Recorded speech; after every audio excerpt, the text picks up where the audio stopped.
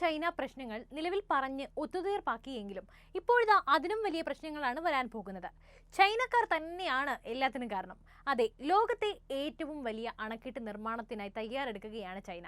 അതാകട്ടെ ഇന്ത്യയുടെ തൊട്ടതിർത്തിയിലും. അതിനെ തുടർന്ന് രാജ്യത്തെയും അയൽ രാജ്യമായ ബംഗ്ലാദേശിലെയും ദശലക്ഷക്കണക്കിന് ആളുകളെ ബാധിക്കുന്ന പദ്ധതിയെക്കുറിച്ച് ഇന്ത്യ ആശങ്ക പ്രകടിപ്പിച്ചിരിക്കുന്നു.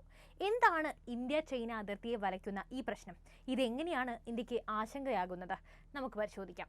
നിർമ്മാണങ്ങൾ കൊണ്ട് ലോകത്തെ മുഴുവൻ അമ്പരപ്പിച്ചിട്ടുള്ളവരാണ് ചൈനക്കാർ. ന്യൂയോർക്ക് സിറ്റിയോട് പോലും കിടപിടിക്കുന്ന നിരവധി വമ്പൻ നഗരങ്ങൾ ചൈനയിലുണ്ട്. ഇപ്പോഴിതാ ലോകത്തെ അമ്പരപ്പിക്കാൻ ഒരുങ്ങുകയാണ് ചൈന. ലോകത്തിലെ ഏറ്റവും വലിയ അണക്കെട്ട് ബ്രഹ്മപുത്ര നദിയിൽ നിർമ്മിക്കാൻ ഒരുങ്ങുകയാണവർ. എന്നാൽ ഊർജ്ജ രംഗത്ത് മാത്രമല്ല, ഇൻഫ്രാസ്ട്രക്ചർ രംഗത്ത് തന്നെ ലോകത്തിലെ ഏറ്റവും വലിയ പദ്ധതികളിൽ ഒന്നാണിത്. ഇങ്ങനെയാണ് വിശേഷിപ്പിക്കുന്നത്. 13,700 കോടി ഡോളറിന്റെ പദ്ധതി ഇന്ത്യയിലും ബംഗ്ലാദേശിലും പക്ഷേ വലിയ ആശങ്ക ഉയർത്തിയിട്ടുണ്ട്. എന്തായാലും ഇതിന് സാങ്കേതിക അനുമതി നൽകിക്കഴിഞ്ഞു. അതേസമയം ലോകത്തെ നടുക്കാൻ ചൈന ലക്ഷ്യമിടുമ്പോൾ ആശങ്ക ഇന്ത്യക്കുമാണ്. ഇന്ത്യൻ അതിർത്തിയോട് ഏറ്റവും അടുത്ത സ്ഥലത്താണ് ഈ അണക്കെട്ട് നിർമ്മിക്കുന്നത്. ഇതോടെ ഇന്ത്യയും അയൽരാജ്യമായ ബംഗ്ലാദേശും കടുത്ത ആശങ്കയിലാണ്. ടിബറ്റിലാണ് അണക്കെട്ട് വരുന്നതെന്ന് ഔദ്യോഗിക സംവിധാനത്തെ ഉദ്ധരിച്ച് സ്വിൻഹ ഏജൻസി റിപ്പോർട്ട് ചെയ്യുന്നുണ്ട്. 13,700 കോടി അഥവാ 137 ബില്യൺ യുവാൻ ചെലവിലാണ് അണക്കെട്ട് നിർമ്മിക്കുന്നത്. പദ്ധതി പൂർത്തിയാകുന്നതോടെ ലോകത്തെ തന്നെ ഏറ്റവും വലിയ അടിസ്ഥാന സൗകര്യ പദ്ധതിയായിട്ട് ഇത് മാറും. ചൈനയുടെ തന്നെ പടുകൂറ്റൻ അണക്കെട്ടായ 3 ഗോർജസ് ഡാമിനെയും ഇത് കടത്തിവെട്ടുമെന്നും മാധ്യമങ്ങൾ റിപ്പോർട്ട് ചെയ്യുന്നുണ്ട്. അപ്പോൾ നമുക്കിനി പദ്ധതിയുടെ വെല്ലുവിളികൾ ഒന്ന് പരിശോധിക്കാം. യുദ്ധം പോലുള്ള സമയത്ത് ജലപ്രവാഹം നിയന്ത്രിക്കാനും വെള്ളപ്പൊക്കം ഉണ്ടാക്കാനുമൊക്കെ ഈ അണക്കെട്ട് ദുരുപയോഗം ചെയ്യാനാകുമോ എന്ന ആശങ്കകൾ ഉയരുന്നുണ്ട്. ഭൂകമ്പ സാധ്യതയുള്ള പ്രദേശത്താണ് ഡാം എന്നതാണ് മറ്റൊരാശങ്ക. സുരക്ഷാ നടപടികൾക്ക് ഊന്നൽ നൽകിയതായിരിക്കും ഡാം നിർമ്മാണമെന്നാണ് ചൈനീസ് അധികൃതർ നൽകുന്ന വിശദീകരണം. എന്തായാലും ചൈനയുടെ വലിയ ജലവൈദ്യുത പദ്ധതി അതിൻ്റെതായ സാങ്കേതിക എഞ്ചിനീയറിംഗ് വെല്ലുവിളികളോടെയാണ് വരുന്നത്. യാലുങ് സാങ്പോയുടെ ഒരു ഭാഗം 50 കിലോമീറ്ററിനുള്ളിൽ 2000 മീറ്റർ അഥവാ 6,561 അടി താഴേക്ക് പതിക്കുന്നു. റോയിട്ടേഴ്സിന്റെ ഒരു റിപ്പോർട്ട് അനുസരിച്ച് ഇതൊരു വലിയ ജലവൈദ്യുത സാധ്യത നൽകുന്നുണ്ട്. ഈ സാധ്യതകൾ പ്രയോജനപ്പെടുത്തുന്നതിന് SCMP റിപ്പോർട്ട് അനുസരിച്ച് നദിയുടെ ഒഴുക്കിന്റെ പകുതിയോളം സെക്കൻഡിൽ 2000 ക്യൂബിക് മീറ്ററായി തിരിച്ചുവിടാൻ നാംച ബർവ പർവ്വതത്തിൽ നിന്ന് ഏകദേശം 20 കിലോമീറ്റർ നീളമുള്ള 6 തുരങ്കങ്ങൾ നിർമ്മിക്കേണ്ടതുണ്ട്. ഭൂകമ്പത്തിന് സാധ്യതയുള്ള ടെക്ടോണിക് പ്ലേറ്റ് അതിർത്തിയിലാണ് പദ്ധതി പ്രദേശം സ്ഥിതി ചെയ്യുന്നത്. അതേസമയം ടിബറ്റ് പദ്ധതി മൂലം എത്ര പേർ കുടിയിറക്കപ്പെടുമെന്ന് അധികൃതർ ഇതുവരെ വെളിപ്പെടുത്തിയിട്ടുമില്ല. അപ്പോൾ കൃത്യമായി പറഞ്ഞാൽ ബ്രഹ്മപുത്ര നദി അരുണാചലിലേക്കും അവിടെ നിന്ന് ബംഗ്ലാദേശിലേക്കും യു-ടേൺ പോലെ പിരിയുന്ന കൂറ്റൻ കിടങ്ങ് പ്രദേശത്താണ് ഈ അണക്കെട്ട് അവിടെ വരുന്നത്. അണക്കെട്ട് നിലവിൽ വരുന്നതോടെ അരുണാചൽ പ്രദേശിലും ബംഗ്ലാദേശിലും പ്രളയ സാധ്യത ഏറുകയാണ്. അണക്കെട്ട് ചൈനീസ് അധീന പ്രദേശത്തായതിനാൽ തന്നെ നീരൊഴുക്കും തുറന്നുവിടുന്ന വെള്ളത്തിന്റെ വ്യാപ്തിയുമെല്ലാം അതിർത്തി ഗ്രാമങ്ങളിലെ ജനജീവിതത്തെ സാരമായി ബാധിച്ചേക്കുമെന്ന ആശങ്ക ശക്തമാണ്. ഭൂചലന സാധ്യതാ പ്രദേശത്താണ് നിർമ്മാണം എന്നതും ആശങ്കയേറ്റുന്നതാണ്.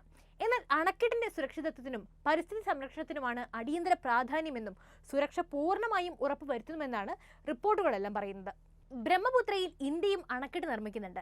ചൈനയുടെ 14ാം പഞ്ചവത്സര പദ്ധതിയുടെ അതായത് 2021-25 വർഷത്തിലെ ഭാഗമായിട്ടാണ് നിലവിൽ നിർമ്മാണം അംഗീകാരം ലഭിച്ച ബ്രഹ്മപുത്ര അണക്കെട്ട്. പ്ലീനം അംഗീകരിച്ച ദേശീയ സാമ്പത്തിക സാമൂഹിക വികസന മാതൃകയിലും 2035 ലക്ഷ്യമാക്കിയുള്ള ദീർഘലക്ഷ്യ പ്രൊജക്റ്റിലും ഈ പദ്ധതി അംഗീകരിക്കപ്പെട്ടതാണ്. ചൈനയിലെ ഏറ്റവും അധികം മഴ ലഭിക്കുന്ന പ്രദേശം കൂടിയാണ് ഈ നിർദ്ദിഷ്ട പദ്ധതി പ്രദേശം. 300 ബില്യൺ കിലോ വാട്ട് വൈദ്യുതി പ്രതിവർഷം ഇവിടെ നിന്നും നിർമ്മിക്കാമെന്നാണ് ചൈനയുടെ മൊത്തത്തിലുള്ള ഒരു കണക്കുകൂട്ടൽ. ചൈനയിലെ 30 കോടി ജനങ്ങൾക്ക് വൈദ്യുതി എത്തിക്കാൻ കഴിയും എന്നാണ് മറ്റൊരു കണക്കുകൂട്ടൽ. എന്നാൽ അതുപോലെ തന്നെ ഇവിടെ ഇത്രയും വലിയ അണക്കെട്ട് പണിയുന്നത് പാരിസ്ഥിതികാഘാതത്തിനും ഭൂകമ്പത്തിനും ആക്കം കൂട്ടുമെന്നതാണ് ഇന്ത്യയുടെ ആശങ്ക. എന്നാൽ പദ്ധതിക്ക് വലിയ പാരിസ്ഥിതിക ആഘാതം ഉണ്ടാകില്ലെന്നാണ് ചൈനീസ് അധികൃതർ പറയുന്നത്. വൈദ്യുതി ഉൽപ്പാദനത്തിനായി ടിബറ്റിലെ ഏറ്റവും നീളം കൂടിയ നദിയായ യാലുങ് സാങ്പോയുടെ ഒഴുക്ക് വഴിതിരിച്ചു വിട്ടുകൊണ്ട് നാംച ബർവ പർവ്വതത്തിലൂടെ 20 കിലോമീറ്റർ നീളമുള്ള 4 തുരങ്കങ്ങളെങ്കിലും ആവശ്യമായി വരുമെന്നാണ് റിപ്പോർട്ടുകൾ സൂചിപ്പിക്കുന്നത്. അതേസമയം ചൈന അതിർത്തിയിൽ ഭീമൻ അണക്കെട്ട് നിർമ്മിക്കുന്നുവെന്ന വാർത്തയിൽ ഇന്ത്യ ഇതുവരേക്കും ഔദ്യോഗിക പ്രതികരണങ്ങളൊന്നും നടത്തിയിട്ടുമില്ല. സ്ഥിതിഗതികൾ കൃത്യമായി വീക്ഷിക്കുകയാണെന്നും ബ്രഹ്മപുത്രയിൽ അണക്കെട്ട് നിർമ്മിക്കുന്നത് സംബന്ധിച്ച് ചൈന അറിയിച്ചിട്ടില്ലെന്നും അധികൃതർ പറയുന്നുണ്ട്. ഇനിയുള്ള ചോദ്യം എന്തുകൊണ്ട് ചൈനയുടെ ഈ ജലവൈദ്യുത അണക്കെട്ട് പ്രധാനം ആണ് എന്നതാണ്.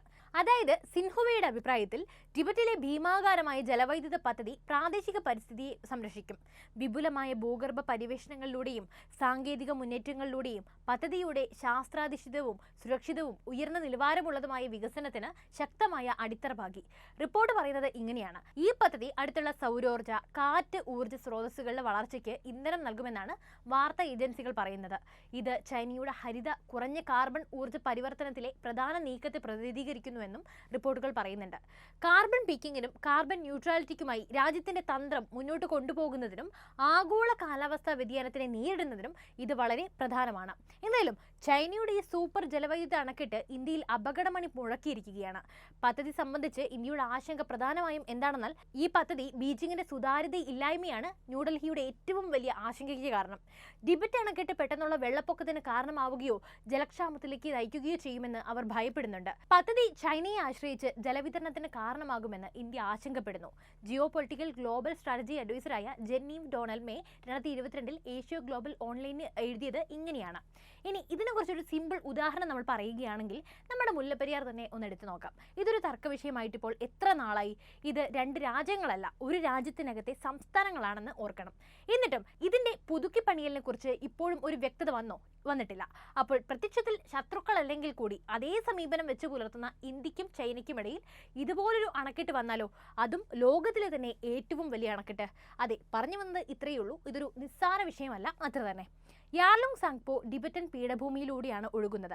തുടർന്ന് അസം, അരുണാചൽ പ്രദേശ് എന്നിവയിലൂടെ ഇന്ത്യയിലേക്ക് പ്രവേശിക്കുന്നു. അവിടെ അതിനെ ബ്രഹ്മപുത്ര നദി എന്ന് വിളിക്കുന്നു.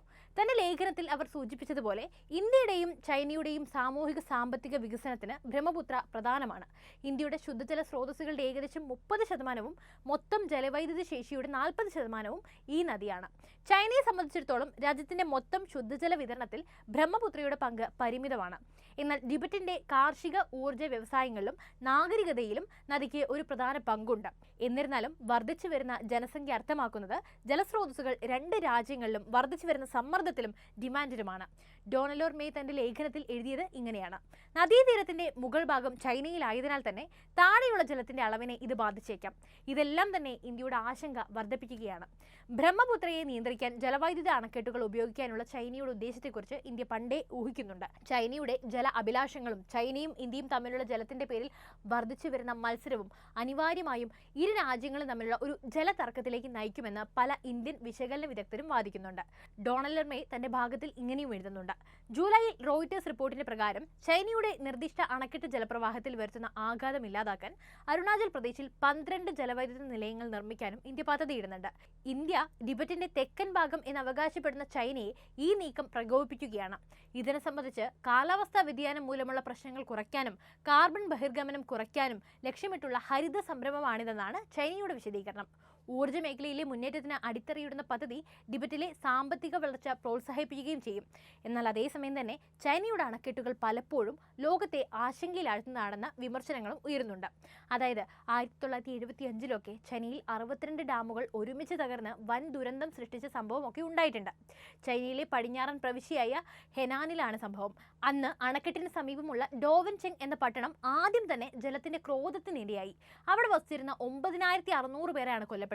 ബാൻക്യാവോ അല്ലാതെ ഹെനാനിലെ 62 ഡാമുകൾ കൂടി ചുഴലിക്കാറ്റ് മൂലമുണ്ടായ കനത്ത മഴയിൽ തകർന്നു കളഞ്ഞു.